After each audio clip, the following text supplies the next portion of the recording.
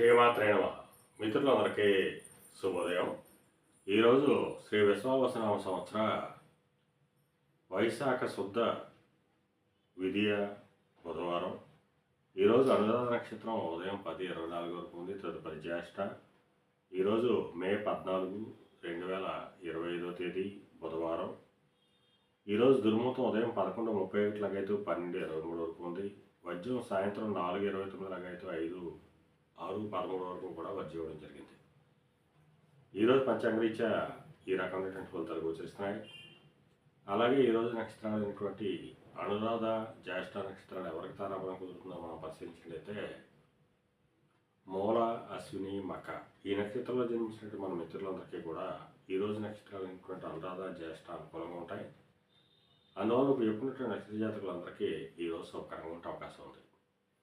అలాగే ఈరోజు రాశి ఫలాలను మనం పరిశీలించినట్లయితే మేష రాశిలో చెందిన వాళ్ళకి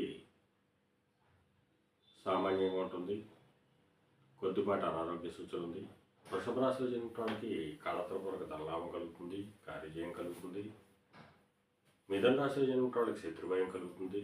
కర్కాటక రాశిలో చెందిన వాళ్ళకి సంతానానికి సంబంధించిన శుభవార్తలు వింటారు. సింహరాశిలో చెందిన వాళ్ళకి ఆకస్మిక ప్రయాణాలు చేయాల్సిన అవసరం ఉంటుంది.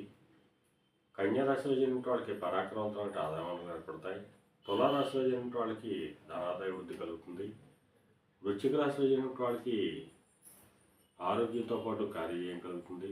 ధనురాశిలో జన్మిన వాళ్ళకి అనారోగ్య సూచన, కార్యాటంకాలు, ధనవ్యయం కలుగుతాయి. మకర రాశిలో జన్మిన వాళ్ళకి చేసేటువంటి వ్యాపారాలు లాభసాటిగా సాగుతాయి. కుంభరాశిలో జన్మిన వాళ్ళకి ఉద్యోగ అవకాశాలు పెరుగుతాయి. మీన రాశిలో జన్మిన వాళ్ళకి నిరుద్యోగులకు ఉద్యోగ అవకాశాలు పెరిగేటువంటి అవకాశం ఉంటుంది. పితృరాజధానికి సంబంధించిన శుభవార్తలు వినేటువంటి అవకాశం కూడా ఉంటుంది. ఈరోజు ద్వాదశ రాశి యొక్క ఫలితాలు ఈ రకంగా తెలియడం జరిగింది. అలాగే ఈరోజు పాండిత్యం ధనార్జన చేసిన వాళ్ళకి, అనగా పండితులకు కానీ, లాయర్లకు కానీ, లేఖలకు కానీ, ఆడిటర్లకు కానీ, విలేకరులకు కానీ ఈరోజు మిక్కిలి శుభదాయకంగా, లాభదాయకంగా అవకాశం ఉంది. ఈరోజు పంచాంగరీత్యా ఈ రకమైనటువంటి ఫలితాలు గోచరిస్తున్నాయి. అలాగే ఈరోజు బుధవారం. అందువలన